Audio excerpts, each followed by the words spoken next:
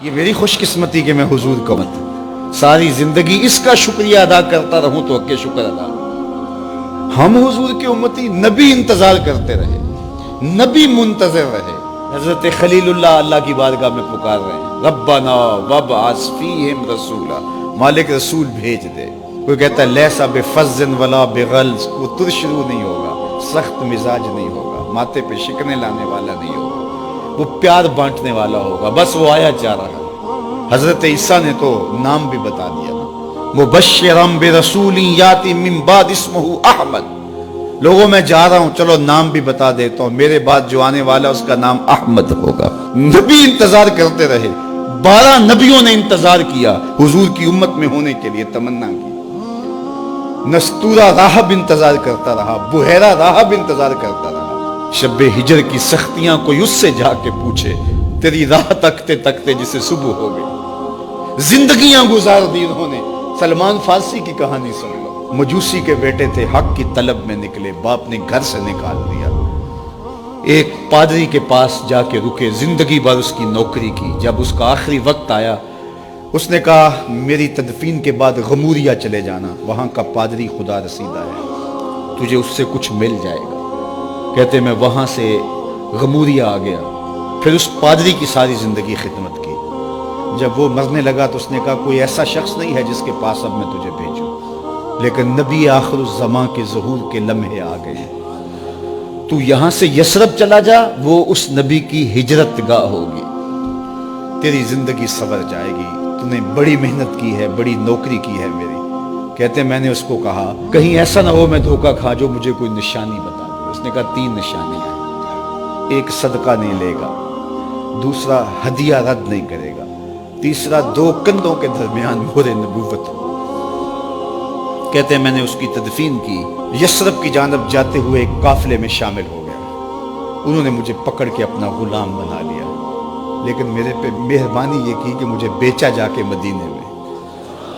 ایک یہودی نے مجھے خرید لیا. میں اس کے باغ میں گوڈی کرتا تھا، کام کرتا تھا، کھجوریں توڑتا تھا، لیکن میں انتظار میں تھا کہ کبھی وہ نبی آخر الزمان آئے تو مجھے دید ہو. کبھی عرش پر، کبھی فرش پر، کبھی ان کے در، کبھی در بدر. غم عاشقی تیرا شکریہ، میں کہاں کہاں سے گزر گیا.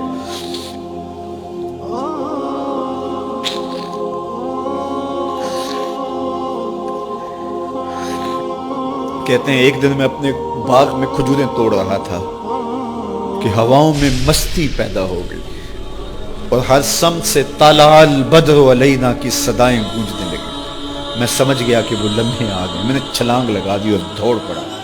میرے آقا نے سمجھا شاید غلام بھاگ گیا. اس نے دوڑ کے مجھے پکڑ لیا. میں نے اس کو کہا کہ میں نوکر تیرا ہی ہوں، لیکن دل نوکر کسی اور کا ہے. میں بھاگوں گا نہیں، مجھے جانے دے. میں کچھ کھجوریں لے گیا تھا صدقے کی نیت سے، جا کے حضور کو پیش کی. آقا کریم نے فرمایا ہم نبی صدقہ نہیں لیتے. کہتے ہیں نشانی ایک پوری ہو گئی. کہتے ہیں کہ میں کچھ دنوں کے بعد اور کھجوریں لے گیا اور میری نیت ہدیہ کی تھی. میں نے پیش کی، حضور نے قبول فرما لی. لیکن میں بھی کہتا تھا تیسری نشانی بھی پوری ہو لے تو پھر مانوں گا. اور وہ کیا تھی؟ 2 کندھوں کے درمیان مہر نبوت. کہتے ہیں ایک دن حضور میرے باغ میں آئے اور آقا کریم نے اپنے مبارک کندھے پہ چادر رکھی ہوئی تھی اور چادر کی اوٹ میں مہر نبوت چھپی ہوئی تھی. اور میں پیچھے ہو کے دیکھتا تھا اور میری آرزو یہ تھی کہ کوئی تیز جھونکا ہوا کا آئے اور چادر ہٹ جائے اور میں مہر نبوت کی زیارت کر لوں. حضور میرے ارادہ قلب سے آگاہ ہوئے. فَأَلْقَى إِلَيَّ رِدَاءَهُ. حضور نے چادر اتار کے میری جانب پھینکی اور پھر ایسے رخ کر کے فرمایا انظر الی ما امرت بہ. اس پادری نے جو بتایا تھا دیکھ لے آ کے. تو کہا میں نے دیکھا کہ حضور کے کندھوں کے درمیان